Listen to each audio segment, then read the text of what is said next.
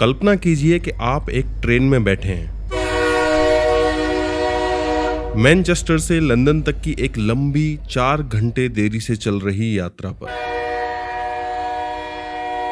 आपके चारों ओर एकदम शांति है।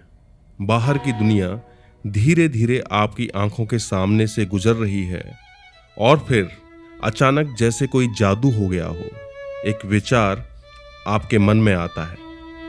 एक लड़का जिसके चश्मा लगा हुआ है, बिखरे हुए काले बाल हैं और उसके माथे पर बिजली के आकार का एक निशान है।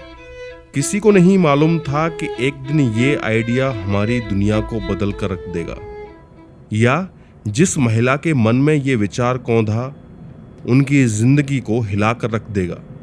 वैसे ये जर्नी तो मैनचेस्टर से लंदन की थी, पर उन्हें नहीं पता था कि इस आइडिया की जर्नी सालों साल तक चलने वाली है। ये एक असाधारण यात्रा की शुरुआत थी, लेकिन इस महिला की जिंदगी बहुत बड़ी मुश्किलों से भरी थी। 1965 में इंग्लैंड के येट में इनका जन्म हुआ और ये बचपन से ही राइटर बनने का सपना देखती थी। उन्हें कहानियां बनाना पसंद था और अक्सर वे अपनी छोटी बहन को खुश करने के लिए जादुई कहानियां लिखती थी, फैंटेसी स्टोरीज।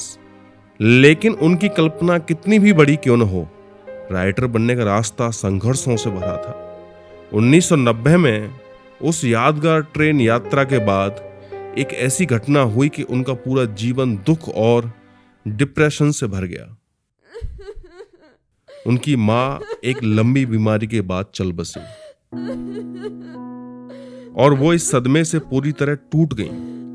उनका यह दुख भी बाद में उस आइडिया का हिस्सा बन गया, जो एक दिन ट्रेन में यूं ही कहीं से आकर उनके मन में समा गया था। वो धीरे धीरे इस आइडिया को लेकर काम करती रहीं। माँ के गुजर जाने के बाद एक नई शुरुआत की तलाश में वो पुर्तगाल चली गईं और वहाँ अंग्रेजी पढ़ाने लगीं। और यहीं पर उनकी मुलाकात एक व्यक्ति से हुई और उन्होंने शादी कर ली। उनकी एक बेटी हुई जिसका नाम जेसिका रखा गया, लेकिन शादी अच्छी नहीं रही और जल्द ही वह टूट गई।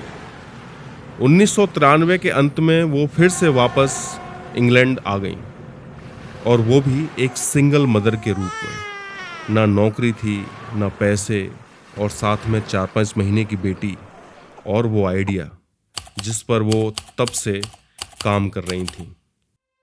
माँ के गुजर जाने के बाद शादी टूट जाना, डोमेस्टिक वायलेंस का शिकार होना, इन सब ने मिलकर उनको तोड़ कर रख दिया था।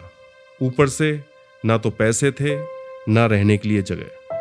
सोशल वेलफेयर पर वो गुजारा कर रही थीं। चाहती तो आसानी से हार मान सकती थीं, लेकिन उन्होंने ऐसा नहीं किया। उन्होंने उस आइडिया की चिंगारी को पकड़े रखा। वो लगातार लिखती रहीं। उन्होंने कई घंटे कैफे में लिखने में बिताए, जबकि उनकी बेटी बगल में सोती रहती। हर शब्द के साथ उनका संकल्प और भी मजबूत होता गया कि वे अपनी कहानी को पूरा करेंगी। जब उन्होंने पहला ड्राफ्ट पूरा कर लिया, तब उनको लगा कि उनका सपना अब सच होने के करीब है, लेकिन दुनिया को अभी उन्हें पहचानना बाकी था। उन्होंने अपनी मनुस्क्रिप्ट 12 प्रकाशकों को भेजी और 12 बार उन्हें ना सुनने को मिला, लेकिन उन्होंने हार नहीं मानी। वो लड़ती रहीं। वो लगातार पब्लिशर्स को अपना ड्राफ्ट, अपनी मनुस्क्रिप्ट भेजती रहीं। महीनों तक ना सुनने के बाद उनकी कहानी ब्लूम्सबरी प्रकाशन के पास पहुंची, और किस्मत की ही बात थी कि ब्लूम्सबरी प्रकाशन के सीईओ निजेल न्यूटन ने अपनी 8 साल की बेटी को कहानी का पहला अध्याय पढ़ने के लिए दिया, और उसे इस कहानी से प्यार हो गया। उसने अपने पिता को इसे मौका देने के लिए भी मना लिया। सन 1997 में जाकर यही कहानी Harry Potter and the philosopher stone नामक उपन्यास के रूप में प्रकाशित हुई। और जिस महिला ने यह लिखा था, उसका नाम था जेके रोलिंग। उस समय रोलिंग ने जेके रोलिंग के नाम से भी लिखना शुरू नहीं किया था।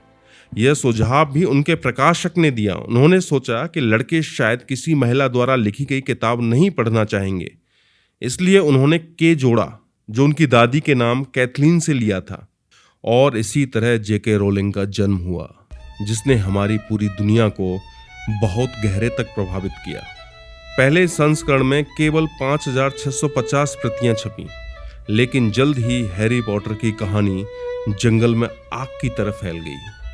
बिजली के निशान वाले इस लड़के ने पूरी दुनिया का दिल जीत लिया और जेके रोलिंग, जिनके पास एक वक्त अपनी बेटी को खाना खिलाने तक के पैसे नहीं थे, वो अब एक प्रसिद्ध लेखिका बन गई, वर्ल्ड फेमस राइटर। इसके बाद उनकी पूरी जिंदगी ही बदल गई। हैरी पॉटर सीरीज ने 500 मिलियन से अधिक प्रतियां बेचीं और इसे कई भाषाओं में अनुवादित किया गया, जिससे रोलिंग दुनिया की सबसे प्रसिद्ध लेखकों में से एक बन गई। लेकिन असली जादू उनकी प्रसिद्धि या धन में नहीं था, यह उनकी अटूट दृढ़ता में था। उन्होंने कभी हार नहीं मानी। वो अपनी इस कहानी के साथ लगी रहीं। उन्होंने अपना दिल टूटने पर, हर जगह से ना सुनने पर और हर दिन के संघर्ष के बावजूद कभी भी अपनी कहानी पर विश्वास करना नहीं छोड़ा। जेके रोलिंग की यात्रा हमें याद दिलाती है कि सबसे अंधेरे समय में भी आशा होती है। कभी कभी बस इतना साहस चाहिए कि आप लिखते रहें, सपने देखते रहें और उस चिंगारी को कभी बुझने न दें। और इसी तरह अपनी कठिनाइयों के बीच से जेके रोलिंग ने दुनिया को एक छोटे से लड़के का नाम दिया था, हैरी पॉटर।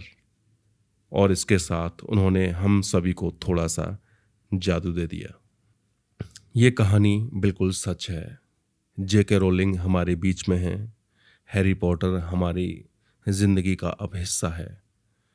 आशा करता हूँ यह कहानी हर उस व्यक्ति को इंस्पायर करेगी, प्रभावित करेगी, जो सपने दिखता है, जिसमें साहस है अपने सपनों को पूरा करने का, अपने सपनों के साथ लगे रहने का, अपने सपनों को खुली आंखों से देखने का। आपने इतने प्यार से सुना, उसके लिए बहुत बहुत शुक्रिया।